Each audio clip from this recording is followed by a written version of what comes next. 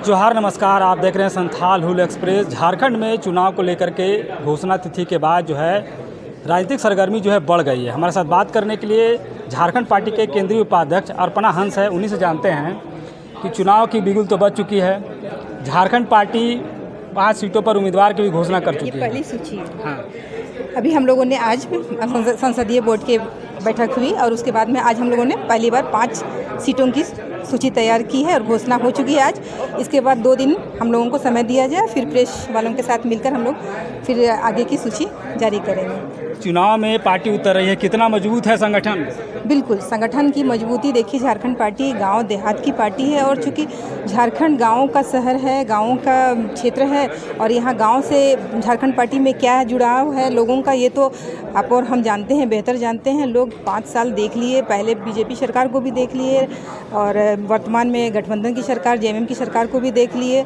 कथनी और करनी में फ़र्क होता है। लोगों ने देख लिया, समझ लिया कि जो कहा गया उसमें से किसी भी चीज़ को पूरा नहीं किया गया है। इसीलिए अब हम लोगों ने एक बार फिर से कमर कस लिया है ताकि एक बार फिर से हम लोग एकजुट होकर और झारखंड पार्टी को आगे करें और झारखंडी सोच को बढ़ावा देकर और यहाँ राज्य में झारखंडी सोच को आगे बढ़ाएं। 5 साल लगभग हेमंत सरकार की चली, अब चुनाव होने जा रहा है। 5 साल का जो कार्यकाल रहा मुख्यमंत्री हेमंत सोरेन का, कैसे देखते हैं आप इसको? बिल्कुल पूरी तरह से फेल।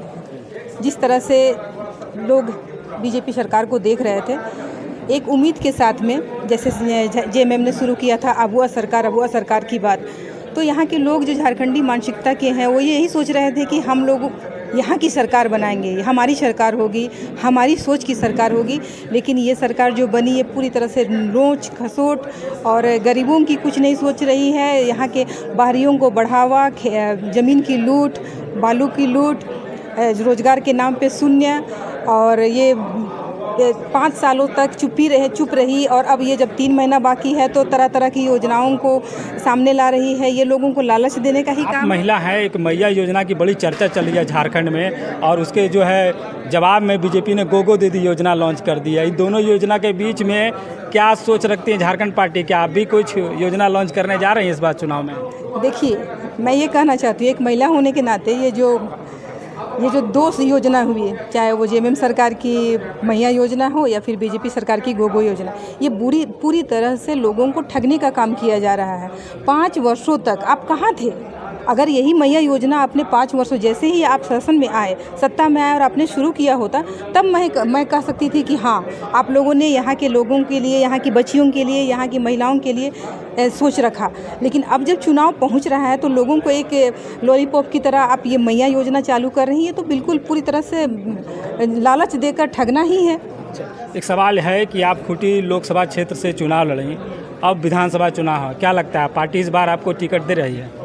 ये तो आला कमान की बात है। हमारे लड़ने की इच्छा है ना? लड़ने की बिल्कुल इच्छा है।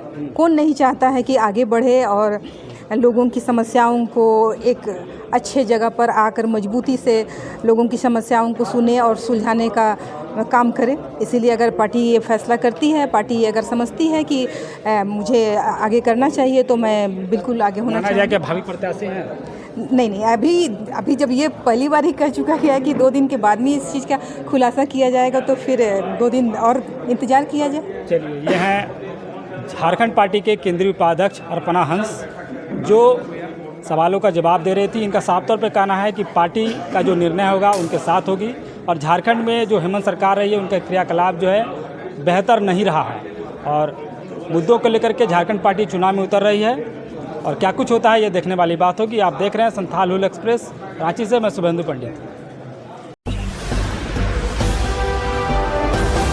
आप देख रहे हैं संथाल हुल एक्सप्रेस, शोषण के खिलाफ बुलंद आवाज।